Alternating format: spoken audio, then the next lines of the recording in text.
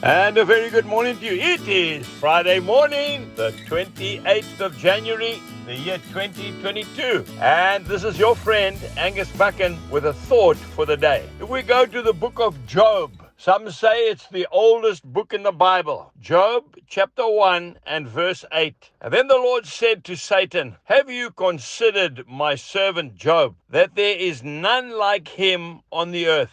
A blameless and upright man who fears God and shuns evil." I think Job is probably one of God's most favorite men, a real incredible man of integrity. Now, this is the quality that Jesus is looking for in you and I in these last days, especially when we are under extreme pressure like we are, pressure and testing. Sometimes even loved ones close to you will not support you because of what you're going through. We look at Job chapter 2 and verse 9, and this is what it says. Then his wife said to him, "Do you still hold fast to your integrity? Curse God and die." That is quite a statement from his own wife. Well, his response was very clear. Job chapter 13, verse 15, one of my favorite scriptures in the Bible. "Even though he slay me," Job said, "yet will I still trust him." I remember many years ago sitting in my little tin house with a tin roof, and it was 4 o'clock in the afternoon. I had an incredible maize crop that year. The maize was standing, 10 foot tall. It was beautiful. The cobs were forming. It was a seed maize crop. And all of a sudden, out of nowhere, came big, black, green, rolling clouds filled with rain and hail. Well, I was sitting talking to a man that I was helping. He was an alcoholic. He had a dear heart, but he was a hopeless alcoholic. And I said to him,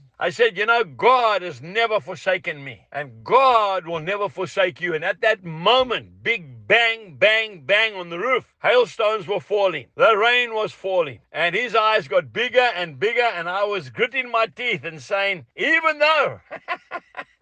And I want to tell you, folks, I remember that afternoon like it was yesterday. I couldn't even speak to him. It was so noisy. After the storm subsided, we walked around the fields. We couldn't drive. It was absolutely sodden. The whole crop was lying flat on the ground. He said to me, "Angus, why is God doing this to you?" I said, "God's not doing this to me." And I just grit my teeth. "Are you still going to love him?" I said, "I love him very much." I must say, inside I was saying, "Lord, what are you doing to me?" Well, 3 days later, that's right, that crop stood up again, and I got a bumper crop. It had a permanent bend in the stalks, but it stood up. I'll never forget that day. Romans 8:31, if Christ is for you, who can be against you? We need to do the right thing today. Pay your accounts. Be no man's debtor. Honor your loved one. Stand tall for God, and God will see you through. My old dad was just a country blacksmith. He didn't have much money. My mom died first, and then my dad got sick. And I used to visit him every single day. You know the first thing he said to me when I walked into that room? "Angus, is there enough money in my account?" He didn't want to owe anybody anything. I said, "Dad, there's plenty money in your account."